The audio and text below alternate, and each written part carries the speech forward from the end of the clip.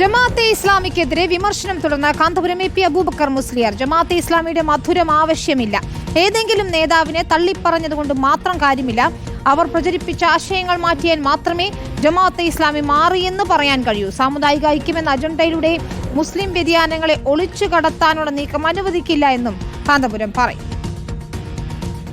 ഞങ്ങൾക്കേതായാലും ഇവിടെ ജമാഅത്തെ ഇസ്ലാമിയുടെ മധുരം ആവശ്യമില്ല, മാറ്റം വന്നു എന്ന് നിങ്ങൾ പറയുന്നുവെങ്കിൽ ഒരു നേതാവിനെ തള്ളി പറഞ്ഞത് കൊണ്ട് മാത്രം ആയില്ല.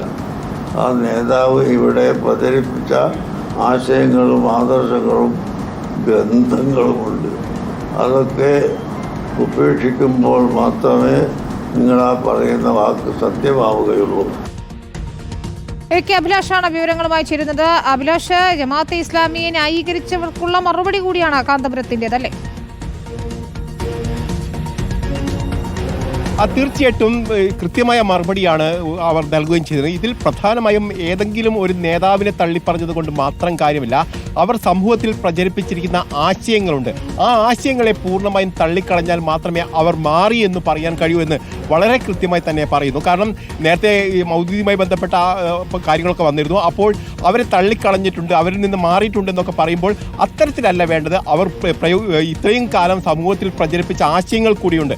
അതിൽ നിന്ന് പോലും അവർ മാറിയിട്ടുണ്ടെങ്കിൽ മാത്രമേ അവർ മാറി എന്ന് പൂർണ്ണമായി പറയാൻ കഴിയൂ എന്നതാണ് പറയുന്നത്. അതോടൊപ്പം തന്നെ ഏതെങ്കിലും തരത്തിൽ സാമുദായികമായിട്ടുള്ള കാര്യങ്ങൾ ഏകോപനത്തിന് വേണ്ടിയാണ് ഇത്തരത്തിൽ ഏകോപനം എന്നൊക്കെ പറയുമ്പോൾ അതിനെ അംഗീകരിക്കാൻ കഴിയില്ല.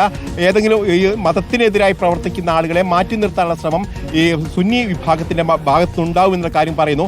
അതോടൊപ്പം തന്നെ ജമാഅത്തെ ഇസ്ലാമിയുടെ മധുരം ഞങ്ങൾക്ക് ആവശ്യമില്ല എന്ന് പറയുകയോടെ ചെയ്യുമ്പോൾ ഒരു കാര്യം അവർ കൃത്യമായി പറയുന്നുണ്ട്. ജമാഅത്തെ ഇസ്ലാമിയുടെ പിന്തുണ ആരെങ്കിലും വാങ്ങിയിട്ടുണ്ടെങ്കിൽ അതിന് കൃത്യമായ മറുപടി നൽകേണ്ടത് അവർ തന്നെയാണ്. ഏതെങ്കിലും തരത്തിൽ വോട്ട് വാങ്ങിയിട്ടുണ്ടെങ്കിൽ 2-3 ദിവസം അത്തരത്തിലുള്ള അവകാശവാദങ്ങൾ ഉണ്ടാവും.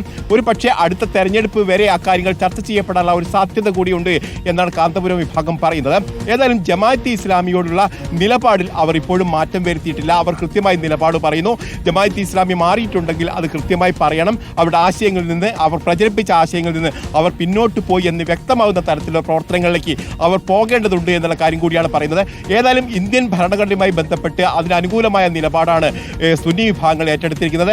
മതമൗലികവാദത്തിനോട് ഒരിക്കലും അംഗീകരിക്കാൻ കഴിയില്ല. അതിനെതിർത്തുകൊണ്ട് തന്നെയാണ് സമുദായത്തെയും അതോടൊപ്പം തന്നെ എല്ലാ തരത്തിലും ഈ സുന്നി